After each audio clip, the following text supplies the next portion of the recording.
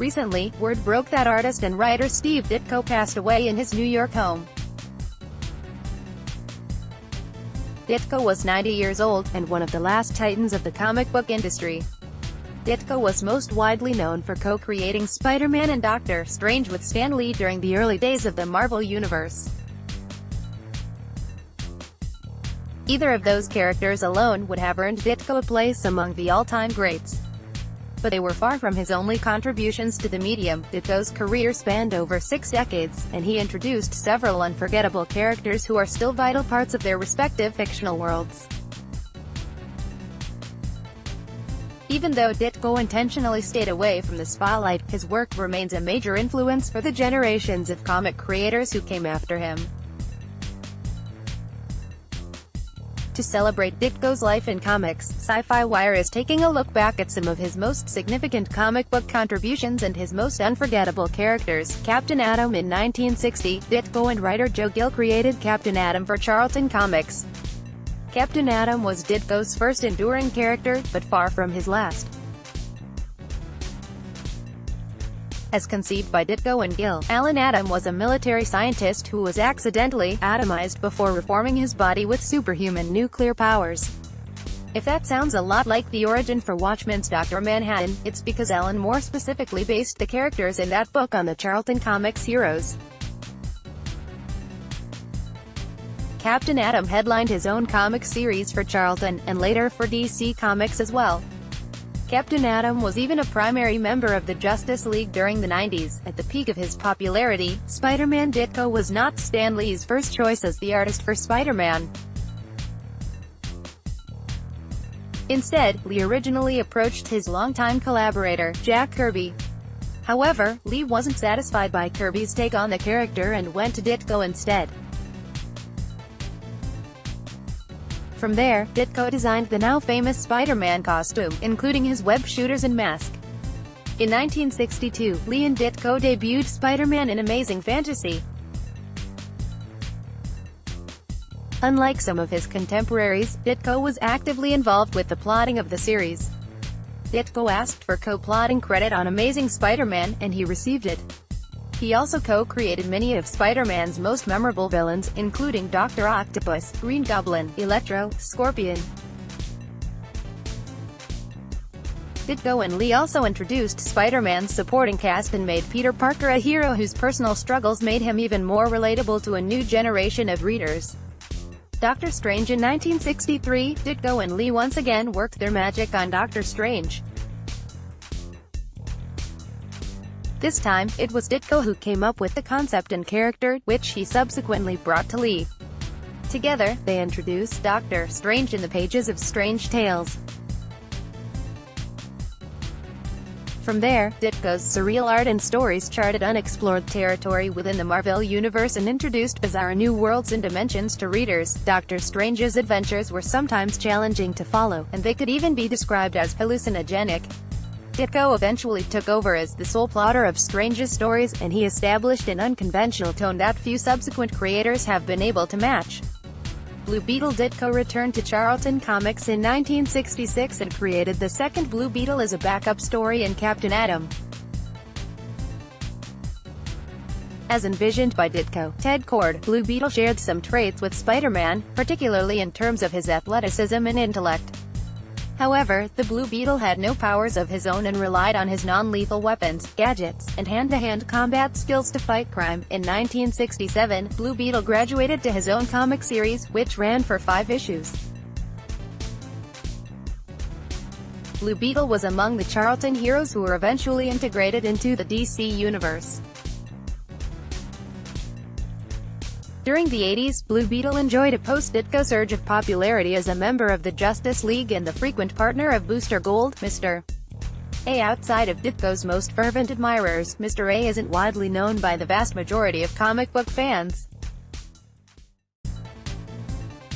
But this hero was one of the few characters that Ditko created and managed to retain full control and ownership.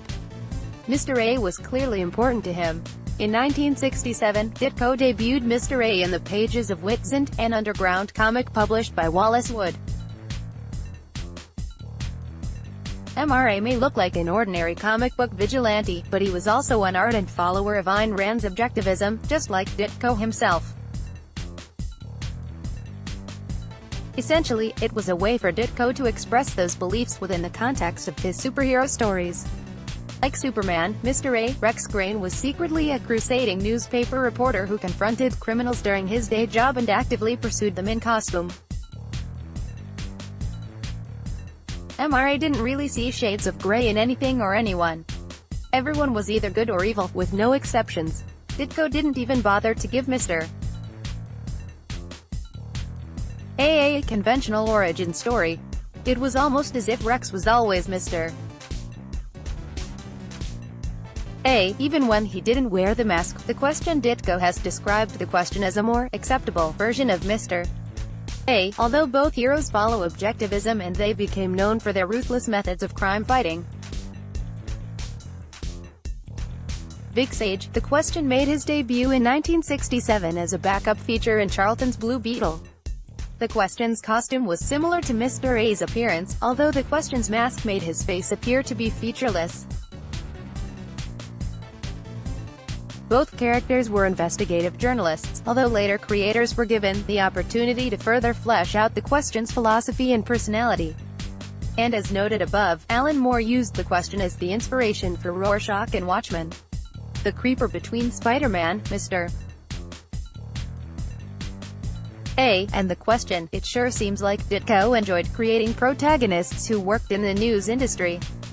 The creeper continued that trend with his alter ego, Jack Ryder, a TV talk show host who was given enhanced strength, agility, and healing abilities.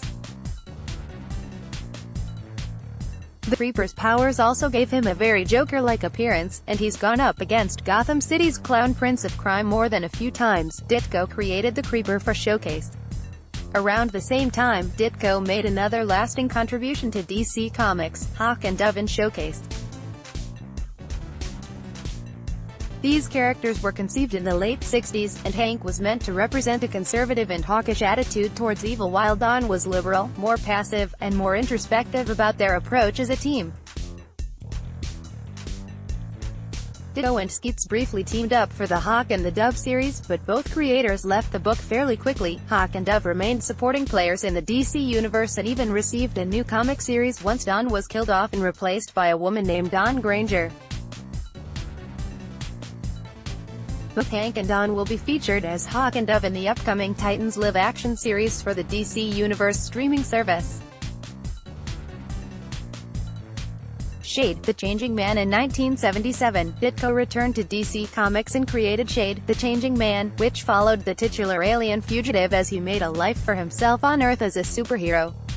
Shade was empowered by alien technology that could seemingly alter his physical appearance depending on his mental state or the frame of mind of anyone he encountered while wearing his M-vest. Once again, Ditko only stayed with the comic for a few issues before he departed. However, subsequent creators have completely revamped Shade for Vertigo and Young Animal comic lines. The most recent reboot was actually retitled Shade, the Changing Woman, as it followed a young female alien who admired the original Shade. Speedball. Ditko made periodic returns to Marvel, but in 1988, he revisited some familiar territory when he and Tom DeFalco co-created the fun-loving teenage superhero known as Speedball. Basically, Speedball's powers allow him to absorb kinetic energy and send him literally bouncing off of walls and any other solid objects. Ditko stayed with the Speedball ongoing series for 10 issues before departing, but the character went on to be a major part of the New Warriors and had a major presence in Marvel's comic book world for over 2 decades before sinking back into relative obscurity. Squirrel Girl. Ironically, Squirrel Girl's recent surge of popularity came decades after her introduction. But Ditko and writer Will Murray created Squirrel Girl in 1991 as a throwback to lighthearted superhero comics. Squirrel Girl made her debut in Marvel Superheroes Winter Special, where she helped Iron Man defeat Dr. Doom in her first appearance. It's become a running gag that Squirrel Girl can defeat almost any villain in the Marvel Universe despite her relatively unremarkable powers. She can talk to squirrels. In addition, her squirrel-like agility, powerful teeth, enhanced strength and large squirrel tail. That's all she has, and yet Squirrel Girl has become another breakout character for Marvel. Squirrel Girl was supposed to be the lead character of a new Warriors live-action series on Freeform, but it was cancelled before it came to pass. Regardless, we fully expect that Squirrel Girl will make her MCU debut at some point, and she is still one of Ditko's most remarkable creations.